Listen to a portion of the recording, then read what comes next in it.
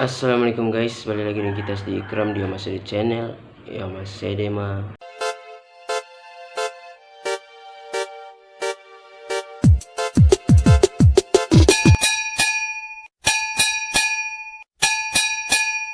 Apa kabar kalian semua? Semoga kalian semua dalam keadaan sehat, dilancarkan rezekinya dan selalu dimudahkan urusan-urusannya dan selalu diberikan keberkahan.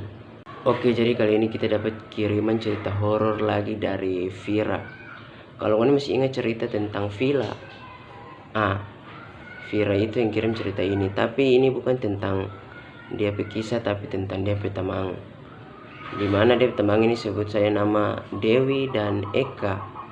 Dua nih bakos, tapi mengalami suatu kejadian dimana di akhir cerita terbongkar tuh kenapa sampai bisa begitu. Mau tahu cerita bagaimana? Nonton video sampai habis, tapi jangan lupa like, comment, share, dan subscribe supaya kita lebih semangat bikin video-video berikutnya. Oke lah, kita rasa langsung saja ceritanya mulai dari sini. Jadi pada waktu itu Dewi dan Eka nih baru lulus SMA. Jadi dua nih mau melanjutkan kuliah di kota T. Berangkatlah dua di kota tersebut. Sampai di sana karena tidak ada tempat tinggal di kota itu, mau tidak mau dua harus cari kos-kosan. Cari, akhirnya dapat satu kos-kosan yang lumayan dekat dari kampus. Di situ Dewi rasa senang karena selain dekat dari kampus, kos-kosan itu terbilang murah. Untuk anak kuliah ya bolehlah. Tapi itu bagi Dewi. Tapi Eka dia rasa kayak khawatir begitu.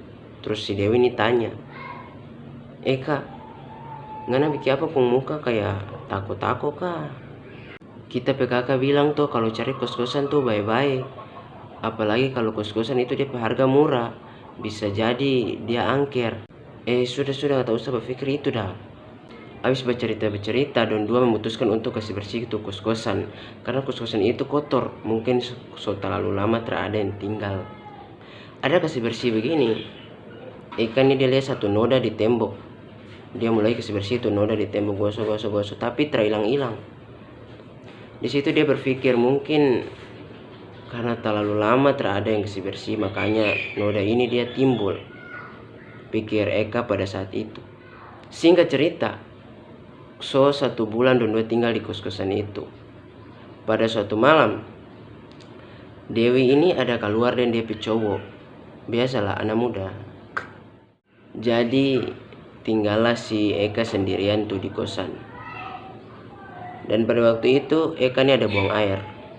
Tiba-tiba dari dalam kamar mandi dia dengar ada suara pintu. Dia teriak tuh dari dalam kamar mandi, Dewi, kalau tutup pintu tuh pelan-pelan sedikit kak.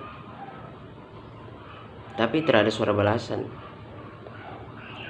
Tiba-tiba tidak lama kemudian ada langkah kaki yang menuju ke kamar mandi.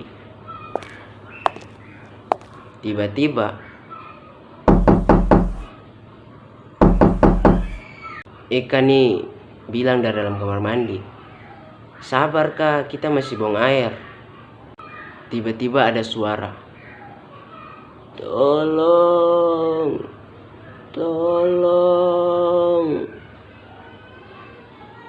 Dewi, bahasa itu tuh baik-baik sedikit kak.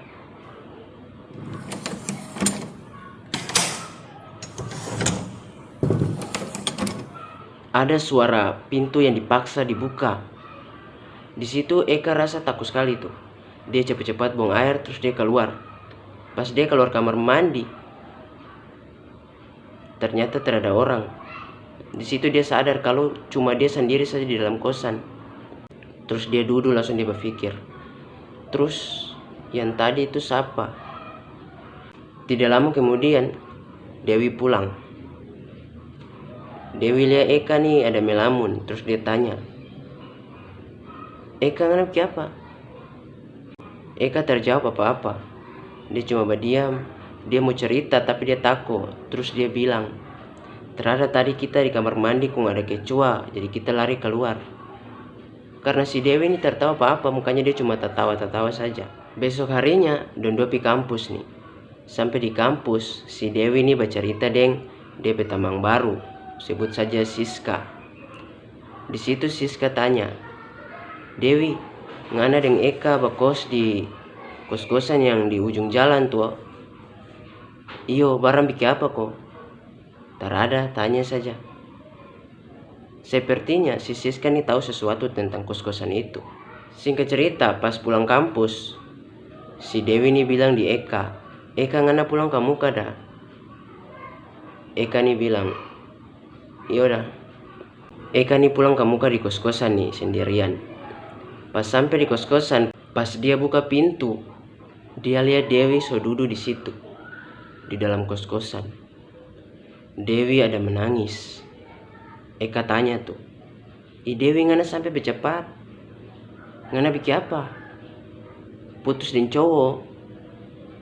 "Yalah, tak usah kalesang dah, laki-laki masih banyak di dunia ini," kata Eka pada saat itu. Di situ Dewi tidak jawab apa-apa. Dia cuma kasih belakang Eka terus menangis. Eka nih berjalan nih mau pegang tuh Dewi pe bahu. Tapi tiba-tiba ada yang buka pintu. Dan itu Dewi. Di situ Eka heran tambah takut terus dia menangis. Malamnya Eka cerita nih semua di Dewi. Habis cerita, Eka dan Dewi nih takut. Tiba-tiba ada suara, "Tolong, tolong." Tidak lama kemudian, di depan dorang, di depan Eka dan Dewi, ada sosok yang muncul. Sosok perempuan. Di situ Eka dan Dewi terjadi Dondo takut tambah panik. Tapi si Dewi nih memberanikan diri untuk tanya di sosok itu, "Tong di sini terganggu ngana, jadi tolong ngana jangan ganggu torang." Tapi sosok itu dia tunjuk sesuatu.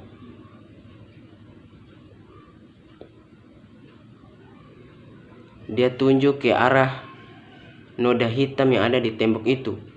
Ini masih ingat toh? Habis itu dia hilang. Eka dan Dewi ini penasaran, terus dua memutuskan untuk toki itu tembok kasih ancor. Entah bagaimana caranya dua kasih toki itu tembok. Dan Ngoni tahu apa yang dua dapat di dalam tembok itu? Tengkorak. Dua dapat tengkorak di dalam tembok itu. Akhirnya dua lapor polisi. Polisi pun turun tangan tuh.